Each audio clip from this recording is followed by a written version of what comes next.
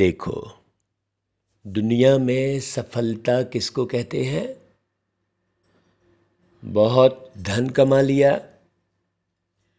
या बहुत नाम कमा लिया, प्रसिद्धि प्राप्त कर लिया, है ना? ये दो बातों को सफलता समझते हैं। जबकि अच्छा, और इन दो बातों की सफलता के लिए एक धन कमाना और दूसरा प्रसिद्धि पाना, नाम कमाना, इसके लिए व्यक्ति चाहे जो कुछ कर लेता है,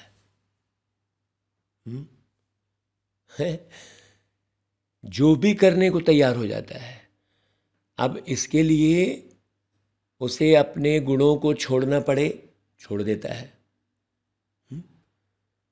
यहाँ तक कि धन कमाने के लिए उसका अस्तित्व ही मिट रहा है, इसका भी उसे होश नहीं रहता। क्यों? क्योंकि सिस्टम ही वो बन चुका है कि खूब धन कमाने वाले को ही पूछते हैं लोग, किस रीति धन कमाया, इससे कोई मतलब नहीं है। ऊंचे पद को प्राप्त करने वाले लोगों का ही लोग सम्मान करते हैं, उनके पीछे जाते हैं। अरे वाह, वो फलाने क्षेत्र का विधायक है, वो फलाने राज्य का मुख्यमंत्री है, तो फलाना मंत्री है। अब वो पद कैसे हासिल किया है उससे कोई मतलब नहीं है। अब जान रहे हैं सब हैं कि कैसे पद हासिल किए और कैसे धन कमाए, लेकिन धन और पद को ही सफलता समझते हैं लोग।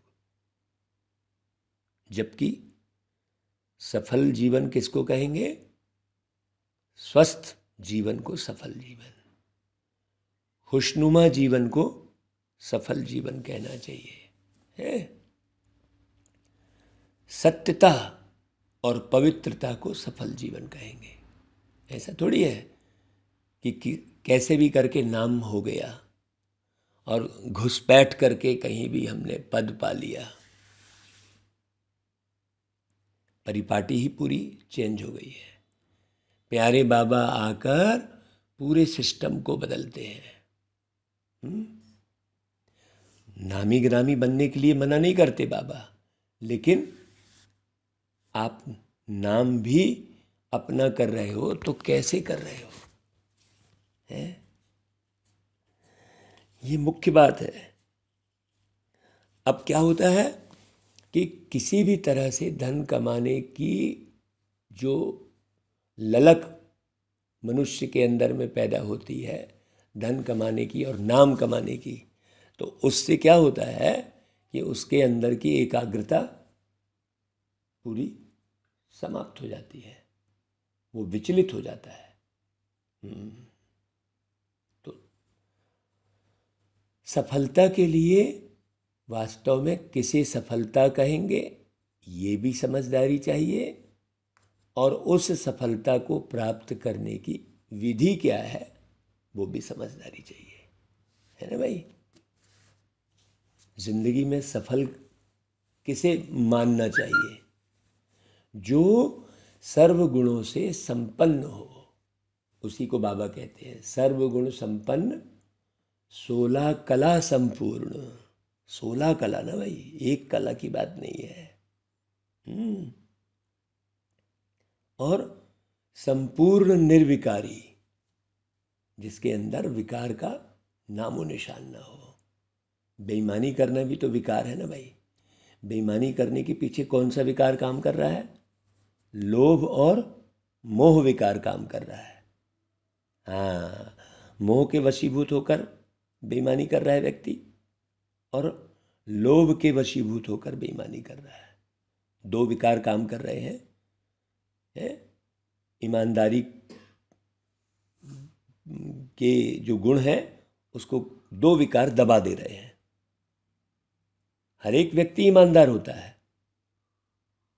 हर एक व्यक्ति ईमानदार होता है, लेकिन उस ईमानदारी को दबाता कौन है? दो विकार, एक लोभ और दूसरा मोह। ये बारीक बात समझने की है। इन सब पर जीत हासिल करने के लिए एकाग्रता की शक्ति चाहिए।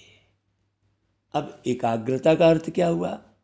एकाग्रता का मतलब ये नहीं है कि व्यक्ति किसी पॉइंट पर आंख गड़ाकर बैठा रहे, यह किसी एक संकल्प पर टिक जाए नहीं।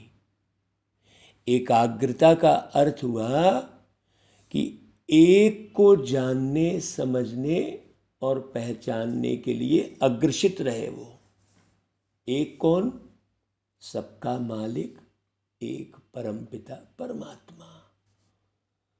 उनसे जान पहचान बढ़ाने में अग्रसित रहे, उसे कहेंगे एकाग्रता। एक ही लक्ष्य रहे, है ना भाई? क्यों? क्योंकि पूरे संसार में सर्वोच्च है, गुणों के भंडारी है ना भाई? मने सत्य है, पवित्र है पूरी तरह, वो एक परमात्मा ही है। तो जीवन का लक्ष्य क्या होना चाहिए प्रत्येक व्यक्ति का? प्रत्येक व्यक्ति एकाग्र कहाँ होना चाहिए? उस परमात्मा को जानने, समझने और उनसे संबंध बढ़ाने में ही अग्रसित होना चाहिए। क्यों? क्योंकि वही सर्वोच्च सत्ता है। जिनके मन के भाव और जिनकी बुद्धि उस दिशा में लग जाती है, उसको संपूर्ण गुण प्राप्त होते हैं। क्योंकि जिसके संग रहेंगे उसका रंग लगेगा। अब रंग लगेगा मतलब वो लाल पीला हरा नीला नहीं है? नहीं तो लाल पीला हरा नीला रंग के हिसाब से हम अपने आप को स्थिर करने की कोशिश में लगे रहते हैं कि लाल रंग की किरणें आ रही हैं तो पीले रंग की किरणें आ रही हैं। ऐसी कोई किरणें आती नहीं हैं। यथार्थ को समझना, ऐसे नहीं कि यथार्थ को समझने के लिए अयथार्थ का उपयोग कर रहे हैं, नहीं। विदेही अवस्था का अर्थ होता है यथार्थ को जानना, समझना और वैसा बनना। बाबा क्या करते हैं? बनाते हैं। देखो, तो एकाग्रता की शक्ति से दृढ़ता द्वारा सहज सफलता की प्राप्ति। आज बाबा ने इस पर पूरी विशेष चर्चा की है। ये मुरली प्यारे बाबा ने, ये वाणी, अब मुरली कहो, वास्तव में कहना चाहिए वाणी, बाबा की वाणी, बाबा का ज्ञान, ये 9 दिसंबर 1993 को बाबा ने चलाई है और आज है 5 फरवरी 2023। तो आज ब्राह्मण संसार के रचता, देखो है बाबा कौन से संसार की रचना करते हैं? ब्राह्मण संसार की। मतलब जिसके आचरण ऐसे हों जो पूरे ब्रह्मांड को लाभ दे, है ना? तो ऐसे संसार के रचता अपने चारों ओर के ब्राह्मण परिवार को देख हर्षित हो रहे हैं। चारों ओर के ना, जहाँ भी बैठे हैं बच्चे, ये छोटा सा न्यारा और अति प्यारा अलौकिक ब्राह्मण संसार है, जहाँ पर लौकिकता नहीं है, जहाँ भौतिकता नहीं है। अलौकिक का अर्थ क्या हुआ?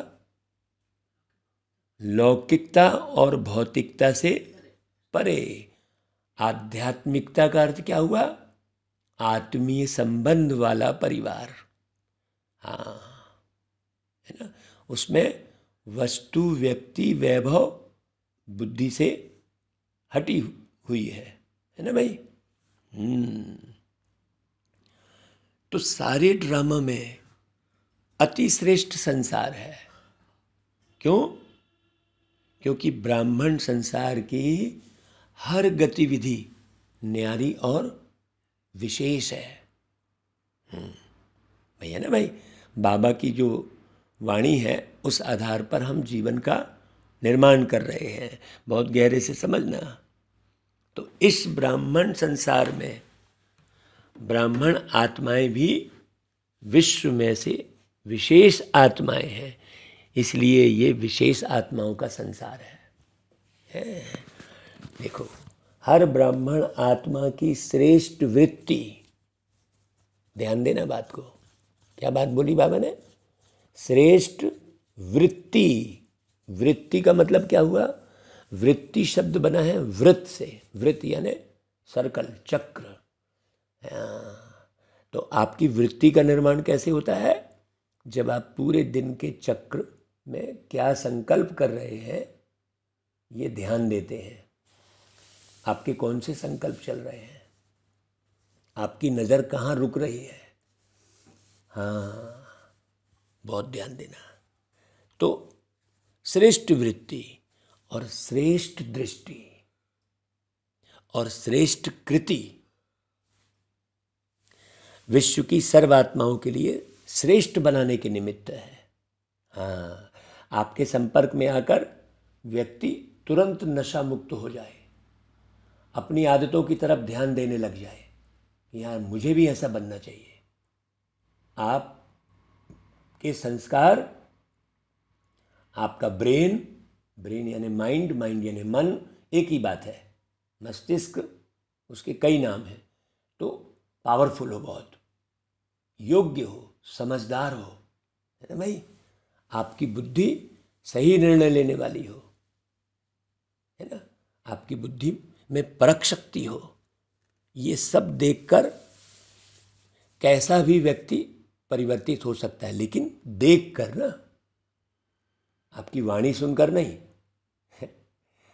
आप सोचेंगे कि मैं सुना कर किसी को परिवर्तित कर लूँगा, नहीं। दिखाकर मतलब कोई वीडियो बनाकर, पिक्चर दिखाकर परिवर्तित कर लूँगा, नहीं।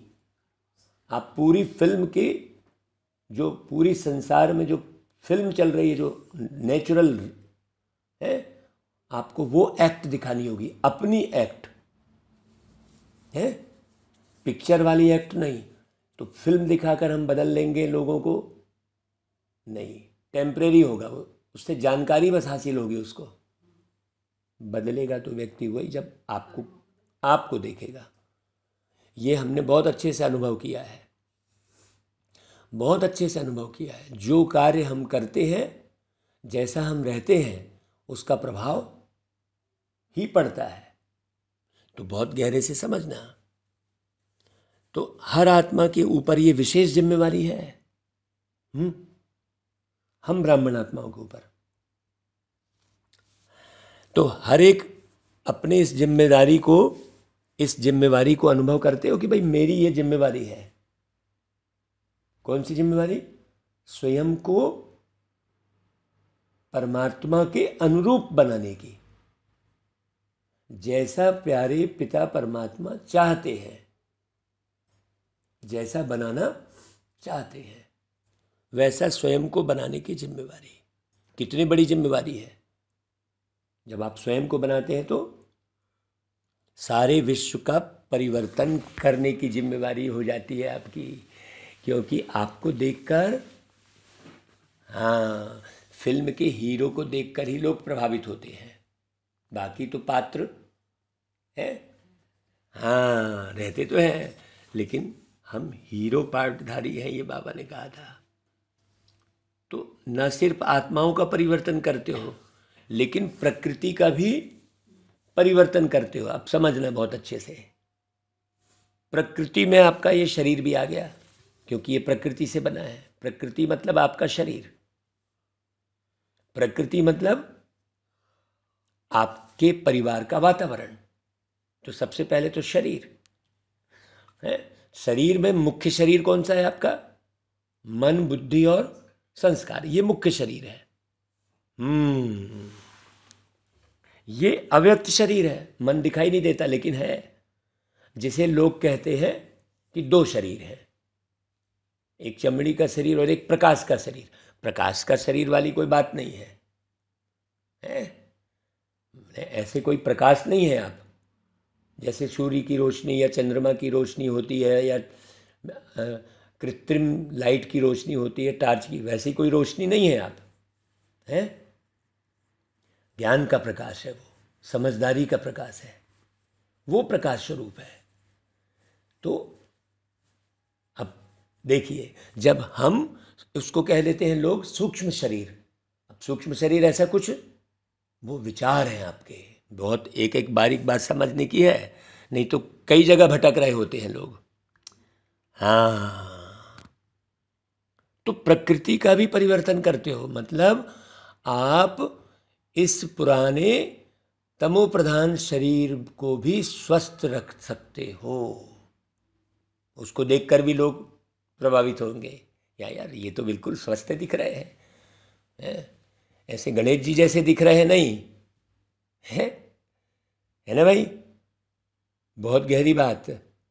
आपका शरीर भी पूरी तरह से एक्यूरेट दिखाई देना चाहिए, ऐसा नहीं कि सर्दी खांसी भी लगी है तो बुखार भी चढ़ रही है तो वो चलेगा बोले, उसको कोई बीमारी नहीं कहेंगे बोले, या ठीक है। माने आज का व्यक्ति क्या है कि वो खांस भी रहा है, छींक भी रहा है, सब कुछ कर रहा है, फिर भी बोलता है मैं स्वस्थ हूँ। ऐसा ही जमाने भर की दृष्टि खराब है, वृत्ति खराब है, झूठ भी बोल रहा है, बोले नहीं मैं तो बहुत बढ़िया हूँ, है वैसा नहीं। तो प्रकृति का भी परिवर्तन करते हो का अर्थ कितना गहरा है सोचो। तो ये स्मृति सदा रहे कि मुझे प्रकृति का भी परिवर्तन करना है और स्वयं आत्मा का भी मुझे परिवर्तन करना है, ये स्मृति सदा रहे। इसमें नंबरवार है। सभी ब्राह्मण आत्माओं के अंदर संकल्प तो सदा रहता है। देखो, संकल्प रहना और स्मृति रहना दोनों में अंतर हो गया है ना भाई? तो संकल्प तो सदा रहता है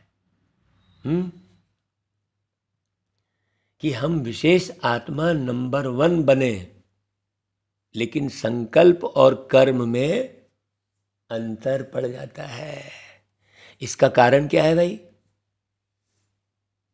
संकल्प और कर्म में अंतर क्यों पड़ जाता है?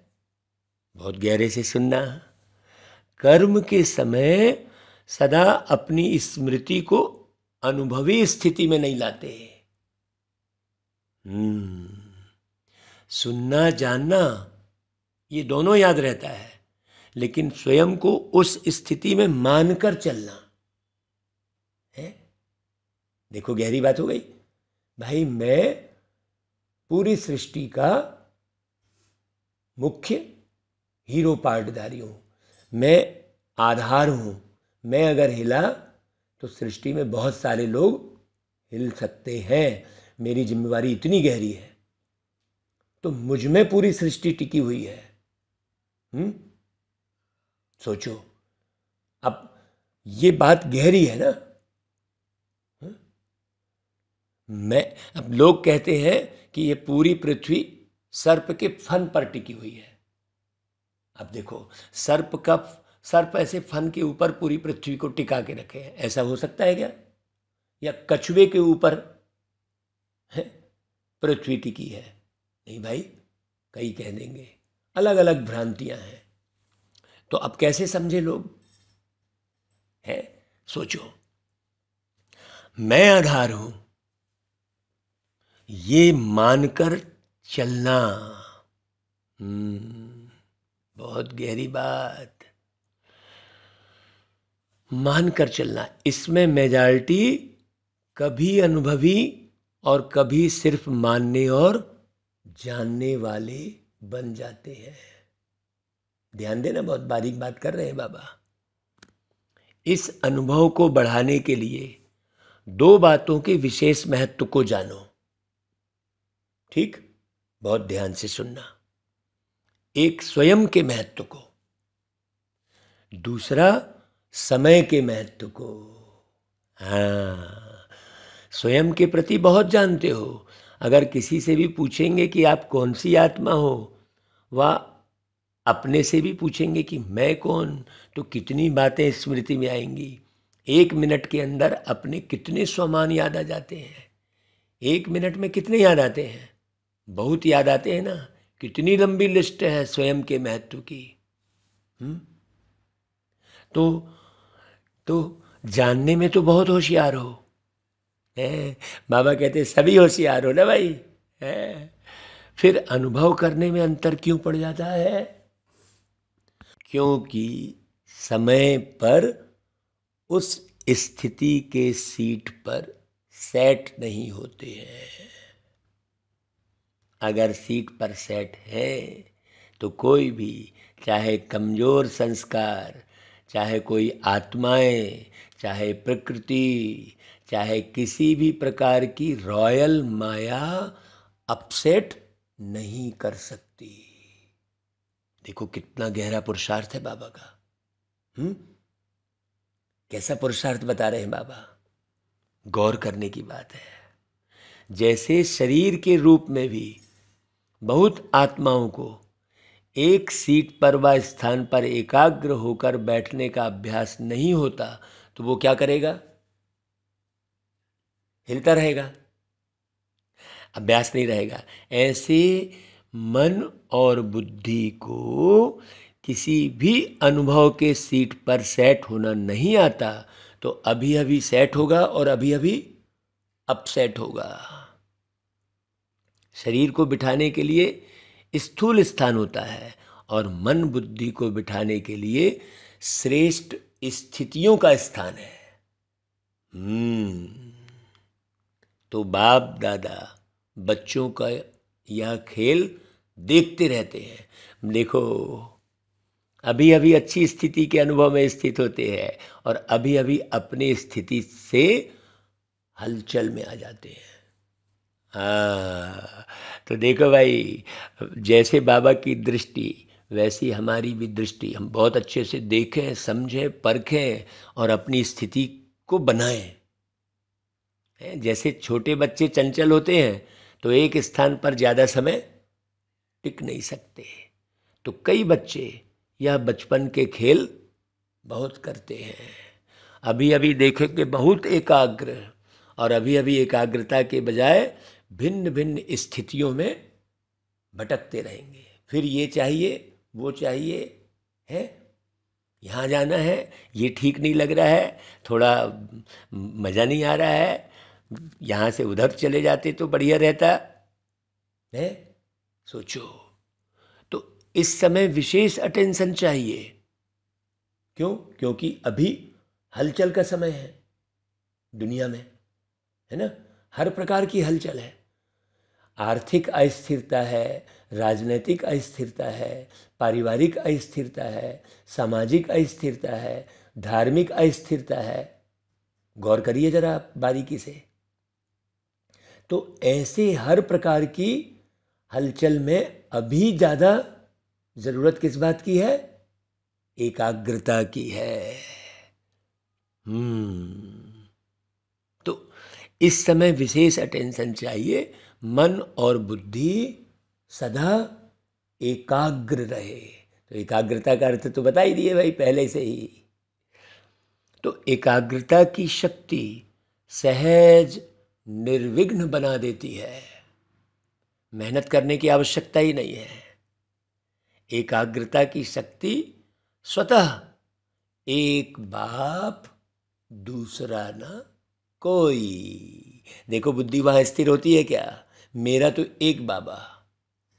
बाबा में बुद्धि इतनी गहरे से लग जाए, हाँ, कि वो बुद्धि मन को बहुत अच्छे से कंट्रोल कर सके। क्योंकि मन रूपी घोड़े को कंट्रोल करने के लिए बुद्धि रूपी लगाम मजबूत चाहिए, नहीं तो घोड़ा कहीं भी खींच के और वो लगाम को तोड़ ताड़ के भाग जाएगा। है कि नहीं भाई? बहुत गहरी बात।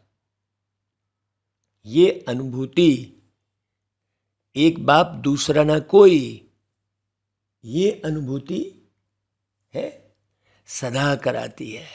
एकाग्रता की शक्ति सहज एक रस स्थिति बनाती है, सहज। हाँ, फिर कोई रस नहीं खींचेगा। दुनिया में तो कितने रसों की बात चल रही होती है। तो एकाग्रता की शक्ति सदा सर्वप्रति एक ही कल्याण की वृत्ति सहज बनाती है। सबके कल्याण की भावना उत्पन्न होती है अंदर में। तो एकाग्रता की शक्ति हर आत्मा के संबंध में स्नेह, सम्मान, स्वामान के कर्म सहज अनुभव कराती है। अब उस स्वामान को खूब ढेर रटने की जरूरत नहीं है। तो अभी क्या करना है भाई, बोलो, क्या अटेंशन देना है? एकाग्रता। स्थित होते हो, अनुभवी करते हो, लेकिन एकाग्र अनुभवी नहीं होते। केवल बाबा का अनुभव होता रहे हमेशा, है ना। बाबा का अनुभव मतलब जैसे बाबा है वैसा ही मैं बना हूं, क्या, एज इट इज। क्योंकि पूरी सृष्टि को आगे किसको संभालना है? हाँ, मुझ आत्मा को ही पूरी सृष्टि को संभालना है। इतनी बड़ी जिम्मेवारी, सोचो कौन कौन लेगा भाई ये जिम्मेवारी? जरा नाम बताओ अपना। हाँ, तो एकाग्रता कभी श्रेष्ठ अनुभव में, कभी मध्यम, कभी साधारण, तीनों में चक्कर लगाते रहते हो, उसको एकाग्रता नहीं कहेंगे। इतना समर्थ बनो जो मन बुद्धि सदा आपके ऑर्डर अनुसार चले, है ना भाई। स्वप्न में भी सेकंड मात्र भी हलचल में नहीं आए। आप इतने होश में रहो कि भाई आप चलते फिरते क्या देख रहे हो, क्या सोच रहे हो, है ना भाई, कितना बन रहे हो। ये तो चैतन्य अवस्था में रहे, लेकिन जब आप विश्राम करने जाते हैं तब भी आप इतने होश में रहो कि आप क्या देख रहे हो। ऐसा नहीं कि क्या देखा आपको पता ही नहीं है। ध्यान देना, बहुत बारीक बात। क्योंकि आप एक आत्मा हो, शरीर नहीं हो। ये मुख्य ज्ञान पूरा गहरे से समझने की जरूरत है। तो बहुत ध्यान से समझने की जरूरत है भाई। स्वप्न में भी सेकंड मात्र भी हलचल में नहीं आए। मन जो है मालिक को परवश नहीं बनाए। आहा, कितना गहरा पुरुषार्थ है भाई। कौन कराएगा इतना गहरा पुरुषार्थ? इस दुनिया में कोई व्यक्ति नहीं करा सकता, कोई संत ऋषि मुनि कोई नहीं करा सकता। केवल एक प्यारे बाबा ही करा सकते हैं, प्यारे परम पिता परमात्मा ही करा सकते हैं। अभी सुनो बहुत अच्छे से। परवश आत्मा की निशानी देखो, कल रात्रि में परवश की ही बात चल रही थी, है? बहुत ध्यान देना। हमारे पास बहुत सी माताओं के फोन आते हैं, तो बाबा की मुरली के आधार पर ही समाधान है, बाकी और कहीं समाधान एक्यूरेट नहीं मिलेगा आपको। तो परवश आत्मा की निशानी है। तो देखो, कोई भी आत्मा जब परवश होगी ना, तो जिस समय वो परवश होती है उस आत्मा को उतना समय सुख चैन आनंद की अनुभूति चाहते हुए भी नहीं होगी, है। ब्राह्मण आत्मा कभी किसी के परवश नहीं हो सकती। हाँ, अपने कमजोर स्वभाव और संस्कार के वश भी नहीं। बहुत ध्यान से समझना। वास्तव में स्वभाव शब्द का अर्थ क्या है? स्वयं के भाव। स्व के भाव तो अच्छे होते हैं, खराब तो नहीं होते। स्व कहने से क्या याद आता है भाई? आत्मिक स्वरूप याद आता है ना। तो स्वभाव अर्थात स्व प्रति व सर्व के प्रति आत्मिक भाव है ना भाई।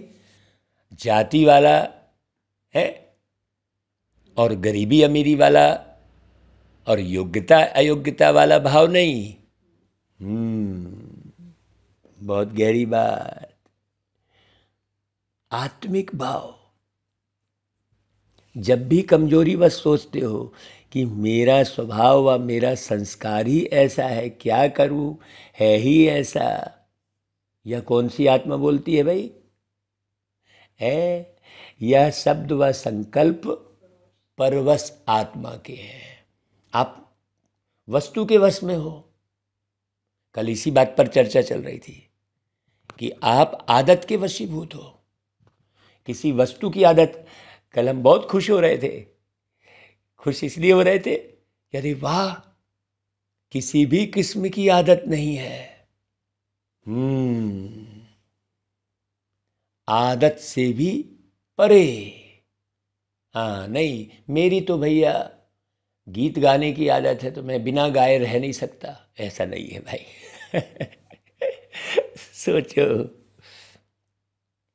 अब कही है भाई प्रोग्राम करने की आदत पड़ गई, बिना प्रोग्राम की अच्छा नहीं लग रहा है। नहीं भाई, बड़ी सूक्ष्म बात हम आपको बता रहे हैं। देखो, ये बारीकी से गौर करना कि आप कहीं किसी आदत में तो चिपके नहीं हो भाई। ऐसे न्यारे।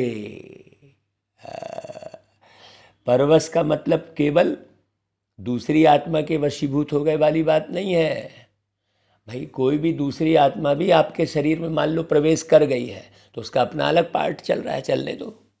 है कि नहीं भाई? उससे क्यों परेशान होना? देखो कितनी ऊंची बात है। नहीं तो कोई कहे क्या करें, मेरे शरीर में दूसरी आत्मा प्रवेश कर गई तो मैं क्या करूं? ऐसी बात नहीं है। उसका अपना अलग स्थान है, तुम्हारा अपना अलग स्थान है। तुम बिल्कुल अति सूक्ष्म अलग हो, उसका अपना अलग पार्ट है, तुम्हारा पार्ट अलग है। तुम्हारा पार्ट कौन सा है ये पहले पक्का करो। है मूल बात। हमारी मीठी जानकी दादी जी कहती थी भाई, मैं कौन, मुख्य बात। तो श्रेष्ठ अर्थ में टिक जाओ, संकल्प के भी वशीभूत मत हो। है ना भाई? तो जब भी यह संकल्प आए कि स्वभाव ऐसा है तो श्रेष्ठ अर्थ में टिक जाओ। श्रेष्ठ अर्थ में तो आप अर्थ सहित मुरली सुनेंगे, एक एक शब्द के अर्थ को समझेंगे, तब तो आप श्रेष्ठ अर्थ में टिक पाएंगे भाई। संस्कार सामने आए कि मेरा संस्कार, तो सोचो क्या मुझ विशेष आत्मा के यह संस्कार है जिसको मेरा संस्कार कह रहे हो? सोचो। मेरा कहते हो तो कमजोर संस्कार भी मेरापन के कारण छोड़ते नहीं है। क्योंकि यह नियम है, जहां मेरापन होता है वहां अपनापन होता है, और जहां अपनापन होता है वहां अधिकार होता है। तो क्या हो जाता है फिर? कमजोर संस्कार को मेरा बना लिया तो वो अपना अधिकार फिर छोड़ते नहीं है आपके संस्कार। है ना भाई? इसलिए परवश होकर बाप के आगे अर्जी डालते रहते हो कि छुड़ाओ छुड़ाओ। है तो संस्कार शब्द कहते याद करो कि अनादि संस्कार आदि संस्कार ही मेरे संस्कार हैं। अनादि संस्कार कौन से? शांति, शांति धाम के निवासी हैं। और आदि संस्कार कौन से? हम सतयुग के निवासी हैं, सुखधाम के निवासी हैं, स्वर्णिम युग के निवासी हैं, स्वर्ग के निवासी हैं। हम देवी देवता हैं। मैंने ये ऐसे कोई संकल्प में बस नहीं कि सुन लिए समझ लिए हो गया। नहीं भाई, अनादि संस्कार और आदि संस्कार। है ना भाई? तो समझो कि भाई ये माया के संस्कार हैं, मेरे नहीं है। जब भी कोई ऐसे संस्कार आवे तो आप दृढ़ बनो कि भाई मान लो कोई चीज़ खराब है, आपको नुकसान कर रही है, आप उसे वाच करो अच्छे से कि आपके संस्कार आपको नुकसान कर रहे हैं, आपके खाने के संस्कार, आपके घूमने के संस्कार, आपके ज़्यादा बोलने के संस्कार। ज़्यादा बोलने का मतलब क्या हुआ? बढ़ चढ़ के बोलना, जो हो है उससे और बढ़ा चढ़ा के बोलना, जो नहीं हो उसे भी बोलते रहना। नहीं भाई, तो एकाग्रता की शक्ति से परवश स्थिति को परिवर्तन कर मालिकपन की स्थिति की सीट पर सेट हो जाओ। तो एकाग्रता किधर? मालिक पर। सबका मालिक एक। तो मालिक पर एकाग्र होंगे तो मालिक बनेंगे, है ना भाई? पूरे विश्व के मालिक एक तो है ना भाई, है भाई। जैसे देश का एक मालिक है, राज्य का एक मालिक है, वैसे ही विश्व की भी तो मालिक है ना, वो है प्यारे बाबा, और वही हमको मिले हैं। तो योग में भी बैठते हैं, बैठते तो सभी रुचि से हैं, लेकिन जितना समय जिस स्थिति में स्थित होना चाहते हैं उतना समय एकाग्र स्थिति रहे, उसकी आवश्यकता है। एकाग्र स्थिति। अब आप चाहे उस एकाग्र स्थिति को आप बैठकर प्राप्त करो, चाहे कर्म करते हुए प्राप्त करो। तो क्या करना है भाई? हैं? किस बात को अंडरलाइन करेंगे? तो सबने कहा एकाग्रता। तो बाबा ने कहा देखो भाई, एकाग्रता में ही दृढ़ता होती है, और जहाँ दृढ़ता है वहाँ सफलता गले का हार है ना भाई? अभी बड़ी गहरी बात है? हार में भी जीत महसूस करेगा वो, है? वो गीत है ना भाई, हार के बाद ही जीत है, जिंदगी की यही रीत है, ऐसा करके गीत भी है। और हार के जो ना हारे, जीत उसी की होती है, घन घोर अंधेरी में भी जलती जगमग उसकी ज्योति है। देखो, एक एक शब्द समझने के हैं। अच्छा भाई, बाबा फिर चारों ओर के अलौकिक ब्राह्मण संसार की विशेष आत्माओं को सदा श्रेष्ठ स्थिति के अनुभव की सीट पर सेट रहने वाली आत्माओं को, सदा स्वयं के महत्व को अनुभव करने वाले, सदा एकाग्रता की शक्ति से मन बुद्धि को एकाग्र करने वाले, है ना भाई? सदा एकाग्रता की शक्ति से ही दृढ़ता द्वारा सहज सफलता प्राप्त करने वाले सर्वश्रेष्ठ, सर्वविशेष, सर्वस्नेही आत्माओं को बाप दादा का याद प्यार और नमस्ते। अच्छा भाई, बाबा फिर पर्सनल मुलाकात भी करते थे पूरी पार्टी से। तो देखो, बाबा की पर्सनल मुलाकात के पहले एक बात हम आपको बताते हैं कि भाई अभी तो पूरे रास्तों में पत्थर ही पत्थर है, समझ लो, और आपको चलना है। पत्थरों पर चलकर ही आपको मंजिल पानी है। आपको प्लेन रास्ता मिले तो आप तो प्लेन रास्ते में तो कोई भी चले जाएगा, है ना भाई? पत्थरों के रास्ते पर चलकर और स्पीड से पहुंचने वाला कौन है? वो फरिश्ता ही होगा भाई, है ना? बहुत गहरी बात है। वो गीत है ना भाई, ऊंची नीची रास्ते और मंजिल तेरी दूर, राह में राही रुक ना जाना हो करके मजबूर, ऐसा करके गीत है। ऊंचे नीचे रास्ते और मंजिल तेरी दूर, ऐसा करके गीत है। सोचो, तो बारीक बात है। तो उड़ती कला में जाने के लिए है, अब हमको उड़ती कला में जाना है। जो उड़ती कला में जाएगा उसको नीचे के पत्थर कितने भी रहेंगे तो वो फर्क नहीं पड़ेगा। तो उड़ती कला में जाने के लिए क्या करो? बाबा की वाणी ही बिल्कुल अलग चलती है। बाबा की गत मत ही न्यारी है। क्या बनो? डबल लाइट बनो, बाबा कहते हैं। कोई भी, अब डबल लाइट का अर्थ और क्या बताया अगली लाइन में सुनना। कोई भी आकर्षण आकर्षित ना करे। क्यों? क्योंकि भाई देखो, दिखाया है रामायण में कि जब रामचंद्र जी और लक्ष्मण जी हैं, सीता चली गई थी उनकी, तो उस समय शूर्पणखा आ गई थी बड़े सच संवर के। तो रामचंद्र जी ने तो पहचान लिया, आत्मा ने तो पहचान लिया। अब रामचंद्र जी ने क्या किया? लक्ष्मण के पास भेजा उसको कि जाओ भाई देखो उससे तुम्हारी बात बनती है क्या।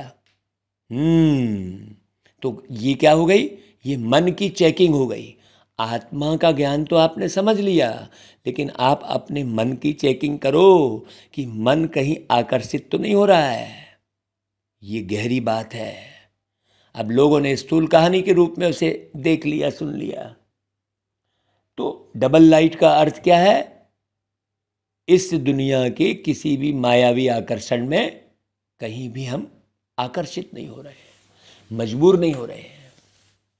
तो सभी अपने को वर्तमान समय के प्रमाण तीव्र गति से उड़ने वाले अनुभव करते हो। तीव्र गति से उड़ने का अर्थ भी बता दिया बाबा ने। तो समय की गति तीव्र है, वह आत्माओं के पुरुषार्थ की गति तीव्र है। देखो भाई, है समय आपके पीछे पीछे है या आप समय के प्रमाण चल रहे हो? समय के इंतजार में तो नहीं हो ना कि अंत में सब ठीक हो जाएगा, हाँ हम कर लेंगे। नहीं, संपूर्ण हो जाएंगे, बाप समान हो जाएंगे, ऐसे तो नहीं है ना। क्योंकि ड्रामा के हिसाब से वर्तमान समय बहुत तीव्र गति से जा रहा है, अति में जा रहा है ना भाई। जो कल था उससे आज और अति में जा रहा है। कल जितने विषय विकार देखने को नहीं मिलते थे, आज उससे कई गुना पदम गुना ज्यादा। हाँ, यह तो जानते हो ना भाई, जैसे समय अति में जा रहा है, ऐसे आप श्रेष्ठ आत्माएं भी पुरुषार्थ में अति तीव्र अर्थात फास्ट गति से जा रहे हो कि कभी ढीले कभी तेज। ऐसे नहीं कि नीचे आकर फिर ऊपर जाओ। नीचे ऊपर होने वाले की गति कभी एक रस फास्ट नहीं हो सकती। तो सदा सर्व बातों में श्रेष्ठ व तीव्र गति से उड़ने वाले हो। सर्व बातों में ना, नहीं ये तो थोड़ा चलेगा, नहीं भाई ऐसा नहीं करना। चढ़ती कला सर्व का भला, यही गायन है? लेकिन अभी क्या कहेंगे? उड़ती कला सर्व का भला। देखो और आगे की बात कही बाबा ने। दुनिया में तो क्या बोलते हैं? चढ़ती कला तेरे भाने सर्व का भला, ऐसा कहते हैं। अभी चढ़ती कला का समय भी समाप्त हुआ, अभी उड़ती कला का समय है। तो उड़ती कला के समय कोई चढ़ती कला से पहुंचना चाहे तो पहुंच सकेगा क्या? नहीं। तो सदा उड़ती कला हो। अब बोलो, उड़ती कला मतलब सब तरफ से उड़े हुए, कहीं भी नहीं उलझे फंसे। तो उड़ती कला की निशानी है सदा डबल लाइट। डबल लाइट नहीं तो उड़ती कला तो हो नहीं सकती। थोड़ा भी बोझ नीचे ले आता है। जैसे प्लेन में जाते हैं, उड़ते हैं, तो अगर मशीनरी में या पेट्रोल में जरा भी कचरा आ गया तो क्या हालत होती है, बोलो। तो उड़ती कला से गिरती कला में आ जाता है ना भाई, गए अब तो, ऐसा होता है ना। तो यहाँ भी अगर किसी भी प्रकार का बोझ है, चाहे अपने संस्कारों का, चाहे वायुमंडल का, चाहे किसी भी आत्मा के संबंध संपर्क का, कोई भी बोझ है तो उड़ती कला से हलचल में आ जाता है। इसलिए भैया बोझा सब उतार दो, है, लेन देन पूरा क्लियर रखो, किसी भी प्रकार का बोझा मत लाओ। लेकिन कारण कैसा भी हो, क्या भी हो, तीव्र पुरुषार्थी सभी बातों को ऐसे क्रॉस करते जैसे कुछ है ही नहीं। भाई एरोप्लेन तो पूरे सबको क्रॉस करते हुए स्पीड से आगे भाग जाती है, उसको कोई रुकावट नहीं है। क्यों? क्योंकि वो पूरे धरती के आकर्षण से, हवा से भी ऊपर चली जाती है वो, है ना भाई।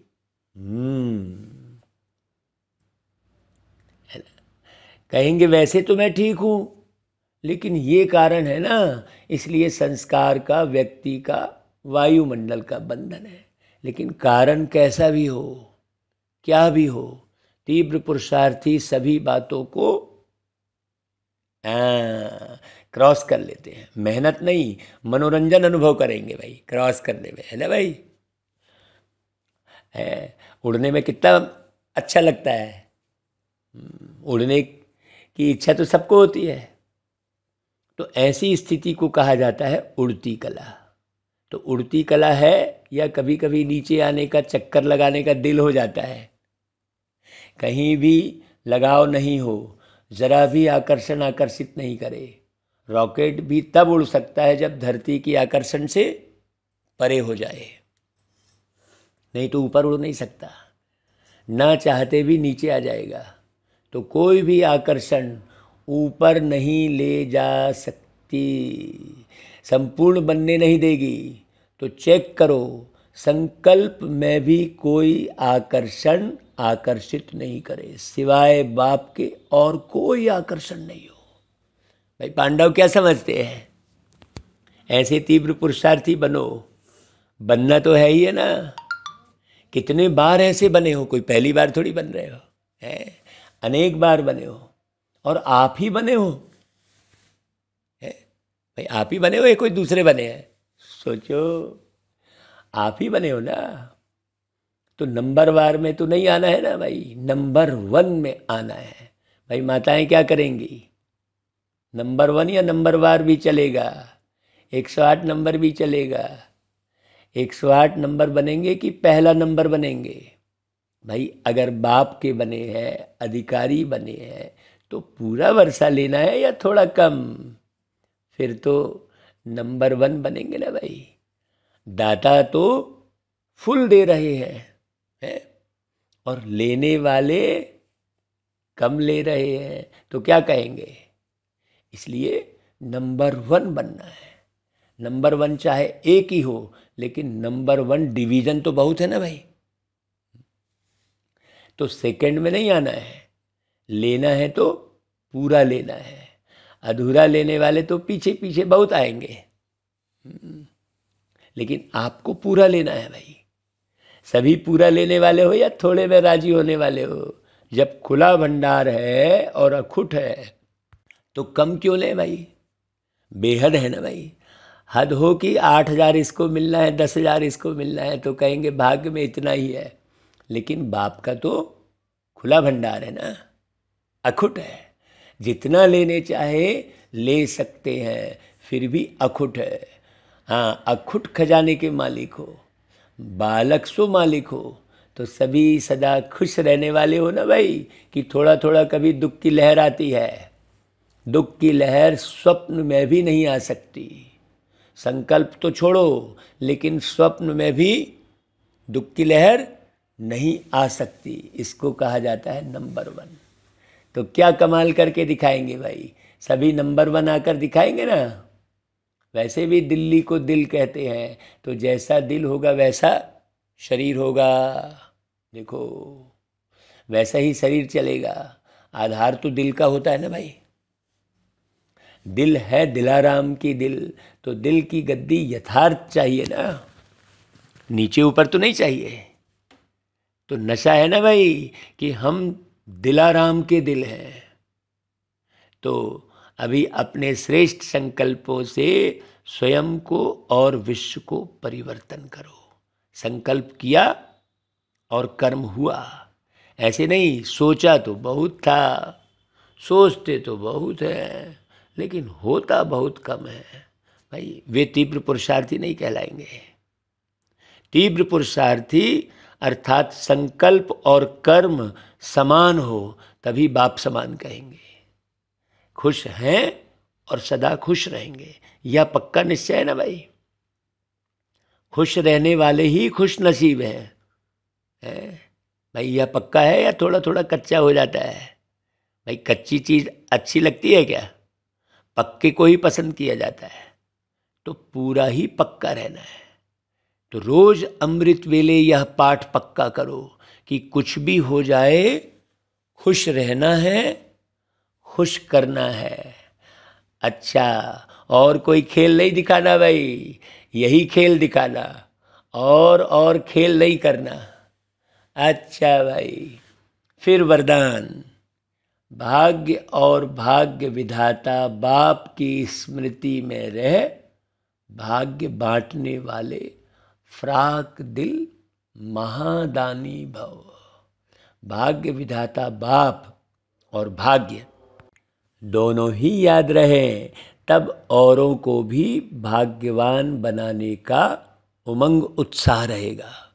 हाँ भाई, आप सेवा में जा रहे हो तो काहे के लिए जा रहे हो? लोगों के भाग्य बनाने के लिए जा रहे हो। आप जितने ज़्यादा लोगों के भाग्य बनाओगे, उतना ही आपका भाग्य बनता चला जाएगा। जैसे भाग्य विधाता ब्रह्मा बाप द्वारा भाग्य बांटते हैं, ऐसे आप भी दाता के बच्चे हो, भाग्य बांटते चलो।